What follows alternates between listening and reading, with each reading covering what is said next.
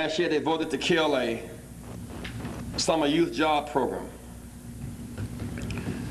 New York teenagers, do you want to work? 100,000 signed up. They got less than 30,000 jobs. LA, 40,000 signed up, less than 11,000 jobs.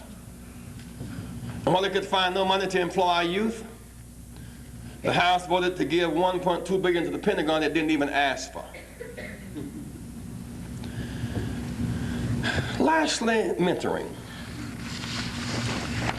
I need your help on this. The Rainbow Coalition is going to organize 1,000 churches, 20 churches in 50 cities. We want each of those churches to reach out over the course of the year to reclaim at least 10 youth from the juvenile justice system. That would be 10,000 youth. We must reclaim our children. And some of you could be mentors. Just talking with that child twice a week. Just taking that child to church or to a ball game. Or to teach that child to read. Or a warm meal. Or walk down the country road. These are our children. We want to pull together preachers and judges and police and seniors and parents and social workers and form a giant safety net to begin to reclaim our children and then to redeem them. So much the resources we need to make your golden years golden are being lost in jails and drugs and violence. To save them is to save yourself. We are all one family living under one big tent. When I was a child in South Carolina, the river would turn green. We thought it was pretty. We didn't understand textile mills poisoning the earth and contaminating the water. Now we know the pollution is killing. Water contamination is killing. Soot is killing. 60,000 people died from illnesses brought on by soot last year. Mostly people with asthma. The very old and the very young. The Mississippi is flooded today. A place between New Orleans and Baton Rouge called Cancer Alley, caused by pollutants in the waters from between New Orleans and Baton Rouge. I tell you, this flood is nature's rebellion. It's a counterattack against environmental violence, against the unnecessary nuclear testing and carcinogens and neglect. And waste always leads to want. Well, why would I raise all these other issues with you today? After all, you are seniors and you're concerned about health care. The allies that you need to fight your issue are next door to you. Your pain is not enough to bring about change. It's power that comes through coalition that gives you the strength to have your pain addressed. After all, your next door neighbor has a pain also. And shared pain is easier to bear. We the people have the burden and the obligation to make America better. So when a young Lonnie Guinier, an able qualified lawyer, is operated within the law, cannot get her day in court, it should offend all of us.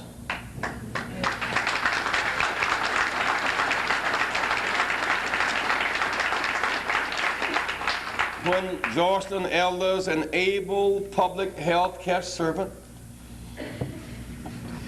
is being lied on, caricatured, and abused in the public, it should offend all of us.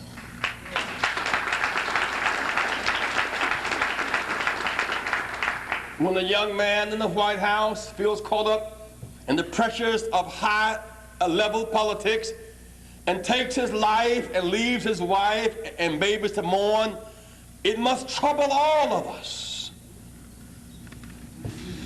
We're all family. In the final analysis, this thing comes down to character. The will to fight the right fight. It comes down to character and priorities and values. Patricia, what do I mean by that? And how do you define this thing called character and get away from a staid dictionary definition? One day, Jesus put it this way. Walking down the street, a man was walking down the street, a man was walking down the street, a man was walking down the street, attending to his business.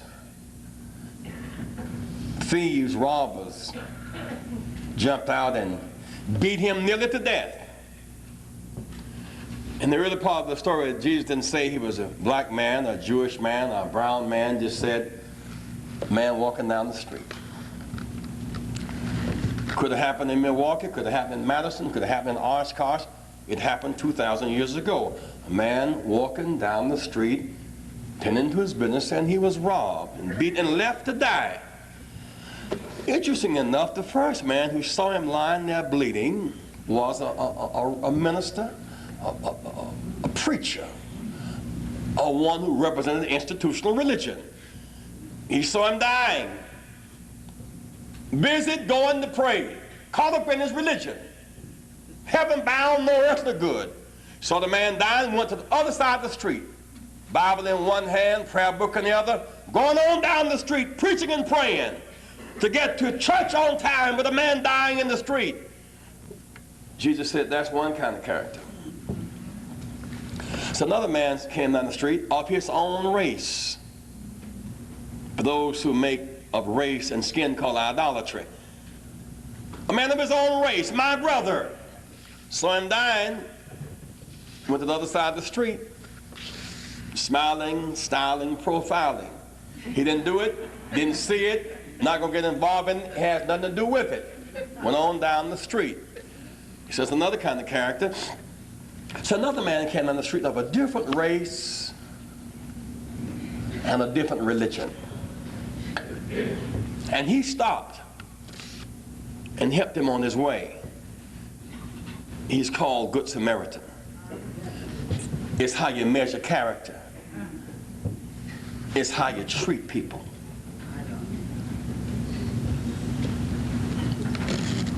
We saw the riots in LA last year.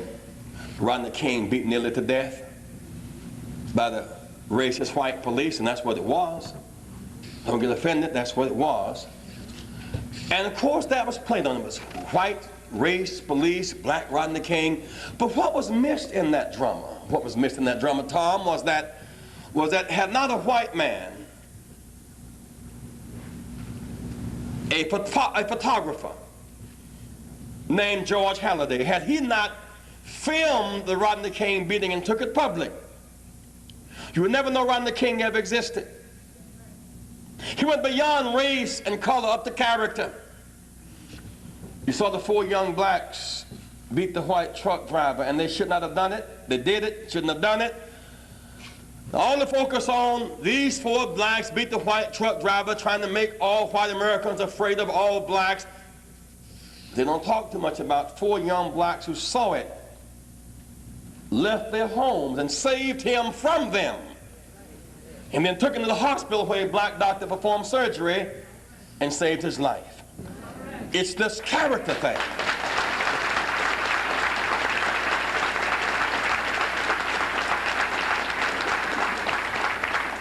And then somehow, seniors, beyond character, it's this will thing. When the government turns its back on you, you can't give up the will to survive. When the youth are too busy for you, And family members want to institutionalize you. And public health officials want to quarantine you because you got some disease not of your making. When the world has turned its back on you, you still have life. And where there's life, there's hope. And where there's hope, there's infinite possibility. You must maintain the will to make it.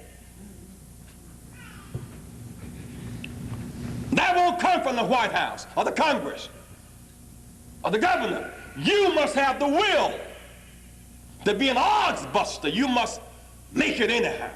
It's a spirit thing. It's a will thing. It's a woman one day had the cancer or the AIDS. All we know, it really was an issue of blood, the Bible says. AIDS is an issue of blood. Cancer is an issue of blood. There's no evidence that her children were there with her or her husband. The politicians of that province, or that she had health insurance of any kind. Suppose we can tell she was abandoned, perhaps even quarantined, but she heard that Jesus was coming to town. She heard it. On the radio, it must have been a rumor. She heard it, and the hearing of the name of a healer coming to town inspired her. She lost everything except the will to get well. She left her house apparently without any aid of neighbors and started crawling down the street. Down the road, unpaved road, there was a crowd gathered to hear Jesus preach. She crawled through their legs. She's not a woman of great status, social status. The Bible does not even give her name, just a certain woman. But she had the will, and she crawled through their legs. And finally, the Bible suggests she touched the hem of his garment. And by her faith and by his power, she got well. He still has the power if you still have the faith. When I was a little young, I used to wonder why Jesus didn't stop and turn around and look her in the face. After all, she pulled on his garment. Since he was able to get her well, why he didn't look her in the face? It occurred to me later, he didn't look her in the face because her face didn't matter. Her race didn't matter. Her sex didn't matter. All that mattered was that she was sick. That was the basis for the health care, that she was sick.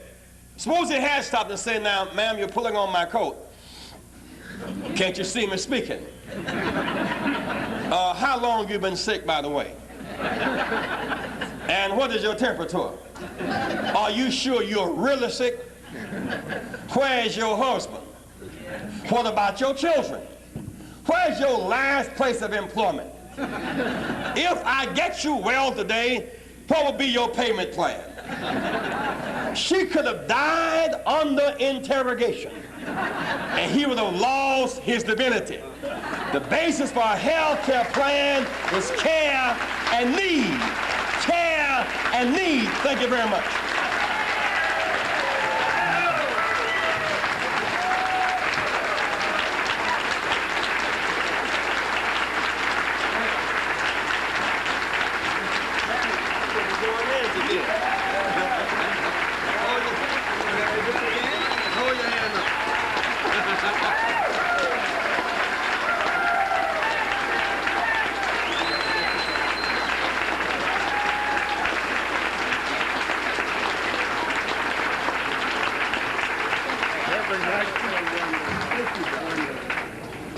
Thank you, Alma. I've stood at many factory entrances speaking your name. Thank you. This is the first time I've had an opportunity to meet you.